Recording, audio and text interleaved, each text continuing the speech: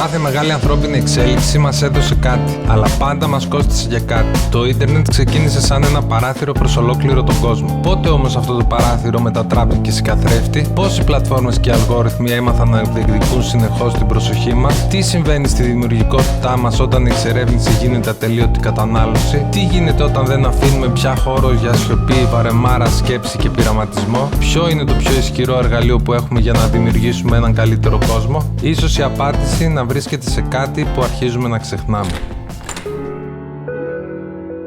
Κάθε φορά που έπιανα το κινητό για να πάρω έμπνευση, κατέληγα να έχω λιγότερη. Άνοιγα τα social για να δω κάτι όμορφο, κάτι διαφορετικό, κάτι που θα μου δώσει μια ιδέα. Και μετά από λίγη ώρα ένιωθα το μυαλό μου γεμάτο, αλλά όχι δημιουργικό.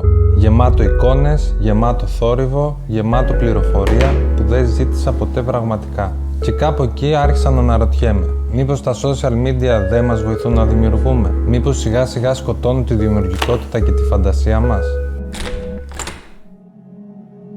Κάθε μεγάλη τεχνολογία που εμφανίζεται, κάτι φέρνει στους ανθρώπους, αλλά κάτι παίρνει πίσω. Η αγροτική επανάσταση, περίπου 10.000 χρόνια πριν, έφερε σταθερή τροφή, χωριά, καλλιέργεια, πολιτισμό.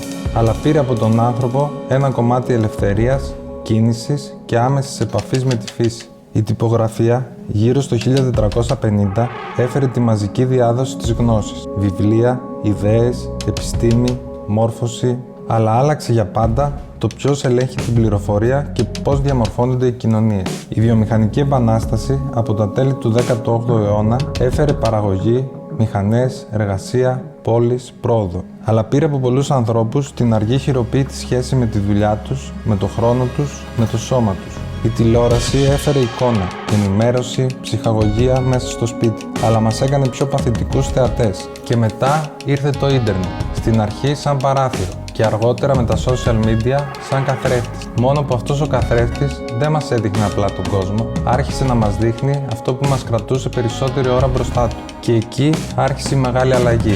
Δεν ψάχνουμε πια εμείς την πληροφορία, η πληροφορία έβρισκε εμάς. Δεν διαλέγαμε πάντα τι θα δούμε, κάποιος άλλος διάλεγε τι θα μας κρατήσει. Και αν τα social media μας πήραν την προσοχή, η τεχνητή νοημοσύνη έρχεται να αγγίξει κάτι ακόμα πιο βαθύ. Τη σκέψη, τη φαντασία, τη δημιουργία. Γιατί κάθε τεχνολογία δεν αλλάζει μόνο τον κόσμο γύρω μας, αλλάζει και τον τρόπο που λειτουργούμε μέσα μας. Και αυτό είναι που πρέπει να προσέξουμε. Γιατί στο τέλος, το πιο σημαντικό δεν είναι τι μπορεί να κάνει η τεχνολογία, είναι τι μπορεί να ξεχάσουμε να κάνουμε εμείς. Για εμένα το ίντερνετ στην αρχή ήταν ένα παράθυρο. Μεγάλωσα σε μία μικρή πόλη, στην Καστοριά, και ξαφνικά μπορούσα να δω πράγματα που δεν θα έβλεπα εύκολα αλλιώς. Μουσική, εξώφυλλα, καλλιτέχνες, ιδέες από άλλες χώρες. Δεν υπήρχε ακόμα αυτή η αίσθηση ότι κάποιος ταΐζει συνεχώς περιεχόμενο. Έψαχνες εσύ. Έμπαινες σε sites, σε blogs, σε σελίδες καλλιτεχνών, σε μουσικές κοινότητες. Κάπου εκεί έφτιαξα και το πρώτο μου MySpace, επηρεασμένος πολύ από τη μουσική που άκουγα τότε. Αλλά αυτό που θυμάμαι πιο έντονα δεν είναι η πλατφόρμα, είναι η αίσθηση της εξερεύνησης. Ότι έμπαινες κάπου και δεν ήξερες τι θα βρεις. Και πολλές φορές, ακριβώς επειδή έψαχνες μόνος σου, αυτό που έβρισκες είχε μεγαλύτερη αξία.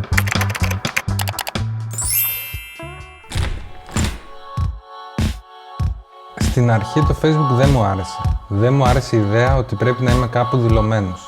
Με όνομα, φωτογραφίες, φίλους, πληροφορίες. Μου φαινόταν σαν ένα πιο μοντέρνο φακέλωμα. Στην πορεία όμως μπήκα, κάπου το 2009. Στην αρχή για φίλους, μετά για γνωστούς. Και μετά, χωρίς να το καταλάβω, έγινε και εργαλείο δουλειάς. Μέσα από το Jamba Designs άρχισα σιγά σιγά να κάνω αφίσες για μαγαζιά, events και πόλεις της Ελλάδας. Στην αρχή ήταν κυρίως αφίσεις, αλλά στην πραγματικότητα έλεγα ναι σχεδόν σε ό,τι δουλειά ερχόταν. Αφίσες, λογότυπα, κάρτες, καταλόγους, social υλικά, εκτυπώσεις, μικρές και μεγάλες εφαρμογές. Ό,τι χρειαζόταν ο άλλος προσπαθούσα να το κάνω.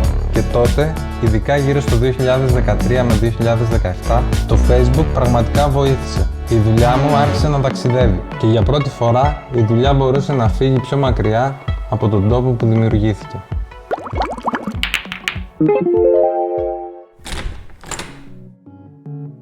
Κάπου στο 2019 μπήκα πιο ενεργά και στο Instagram. Άρχισα να ανεβάζω εικόνες που έκανα μετά τη δουλειά, σαν ένα προσωπικό καθημερινό challenge. Όχι απαραίτητα για πελάτες, όχι για να πουλήσω κάτι, απλά για να κρατήσω ζωντανή τη δημιουργικότητα. Να δοκιμάσω χρώματα, να παίξω με σχήματα, να φτιάξω κάτι χωρίς brief, χωρίς διορθώσεις, χωρίς deadline. Και αυτό για έναν δημιουργικό άνθρωπο είναι πολύ σημαντικό, γιατί η δημιουργικότητα δεν γεννιέται πάντα μέσα στην πίεση. Πολλές φορές γεννιέται όταν κάνεις κάτι χωρίς να ξέρεις ακριβώς γιατί. Όμως, κάπου εκεί άρχισα να νιώθω ότι κάτι έχει αλλάξει. Δεν ήταν απλώς ότι μεγάλωσαν οι πλατφόρμες, ήταν ότι είχε αλλάξει η λογική τους. Παλιά ανέβαζες κάτι και το έβλεπαν οι άνθρωποι που σε ακολουθούσαν. Τώρα ανεβάζεις κάτι και περιμένεις να αποφασίσει ο αλγόριθμος αν αξίζει να το δει κάποιος. Και το μεγαλύτερο πρόβλημα δεν είναι μόνο ότι η δουλειά σου δεν είναι πια τόσο ορατή. Το μεγαλύτερο πρόβλημα είναι ότι σιγά σιγά όλοι μας χαθήκαμε μέσα στους αλγόριθμους. Δεν βλέπουμε απλά αυτά που επιλέγουμε, βλέπουμε αυτά που κάποιος υπολογίζει ότι θα μας κρατήσουν περισσότερο εκεί.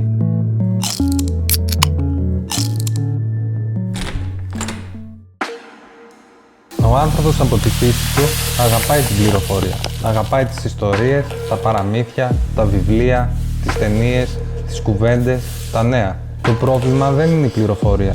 Το πρόβλημα είναι η ποιότητα και η ποσότητα της πληροφορίας που καταναλώνουμε καθημερινά. Είναι σαν το φαγητό. Μπορείς να φας ένα πλήρες γεύμα που θα σου δώσει ενέργεια ή μπορείς να ανοίξεις ένα σακουλάκι πατατάκια. Ξέρεις ότι δεν σου προσφέρει κάτι ουσιαστικό, ξέρεις ότι δεν είναι αυτό που χρειάζεται ο οργανισμός σου, αλλά τρως ένα, μετά άλλο ένα, μετά άλλο ένα, μετά άλλο ένα, μετά άλλο ένα, μετά άλλο ένα. Και ξαφνικά έχεις αδειάσει όλο το σακουλάκι. Έτσι λειτουργεί πολλές φορές και το scroll. Μικρές δόσεις ευχαρίστησης, μικρές δόσεις εικόνας, μικρές δόσεις πληροφορίας. Αλλά στο τέλος δεν νιώθεις γεμάτος, νιώθεις άδειος. Η δημιουργικότητα δεν λειτουργεί όπως το scroll. Δεν εμφανίζεται επειδή είδες 1000 εικόνες σε 10 λεπτά. Πολλές φορές εμφανίζεται όταν σταματήσεις, όταν βαρεθείς λίγο, όταν περπατήσεις, όταν κοιτάξεις έξω από το παράθυρο, όταν αφήσεις το μυαλό σου να συνδέσει μόνο του πράγματα. Η έμπνευση δεν είναι απλά να δεις κάτι ωραίο. Είναι να πάρεις κάτι που είδες, κάτι που έζησες, κάτι που ένιωσες και να το μετατρέψεις σε κάτι δικό σου. Αυτό όμως θέλει χώρο και τα social media αυτόν τον χώρο τον τρώνε. Μας γεμίζουν τόσο πολύ με εικόνες των άλλων που δεν μένει χώρος για τις δικές μας. Και κάπως έτσι, χωρίς να το καταλάβουμε, από δημιουργοί γινόμαστε θεατές. Βλέπουμε ζωές άλλων, δουλειές άλλων, επιτυχίες άλλων, απόψεις άλλων, προβλήματα άλλων. Και πριν προλάβουμε να δημιουργήσουμε, έχουμε ήδη συγκρίνει τον εαυτό μας με άλλους. Το έχει κάνει ήδη κάποιος άλλος. Δεν είναι αρκετά καλό. Δεν θα βγει για κανείς. Δεν είναι για τον αλγόριθμο. Και εκεί η δημιουργικότητα αρχίζει να μπλοκάρει. Όχι επειδή δεν έχουμε ιδέες, αλλά επειδή πριν προλάβουμε να τις ακούσουμε, τις έχουμε ήδη συγκρίνει, κρίνει και θάψει. Το μυαλό μας είναι ίσως το πιο χρήσιμο εργαλείο που έχουμε. Ή καλύτερα, το μεγαλύτερο όπλο μας. Αλλά όπως κάθε εργαλείο, εξαρτάται από το τι του δίνεις. Αν του δίνεις θόρυβο, θα παράγει θόρυβο. Αν του δίνεις σύγκριση, θα παράγει ανασφάλεια. Αν του δίνεις συνεχώς μικρές άχρηστες πληροφορίες, κάποια στιγμή θα δυσκολευτεί να συγκεντρωθεί σε κάτι ουσιαστικό. Δεν λέω ότι πρέπει να εξαφανιστούμε από τα social media, μάλλον δεν γίνεται και ίσως δεν χρειάζεται. Για τη δουλειά μας, για την επικοινωνία μας, για την προβολή μας, παραμένουν εργαλεία. Αλλά πρέπει να θυμόμαστε κάτι απλό. Άλλο χρησιμοποιώ ένα εργαλείο και άλλο με χρησιμοποιεί αυτό. Το θέμα δεν είναι να μην έχεις Instagram, το θέμα είναι να μην μπαίνεις κάθε φορά που βαριέσαι.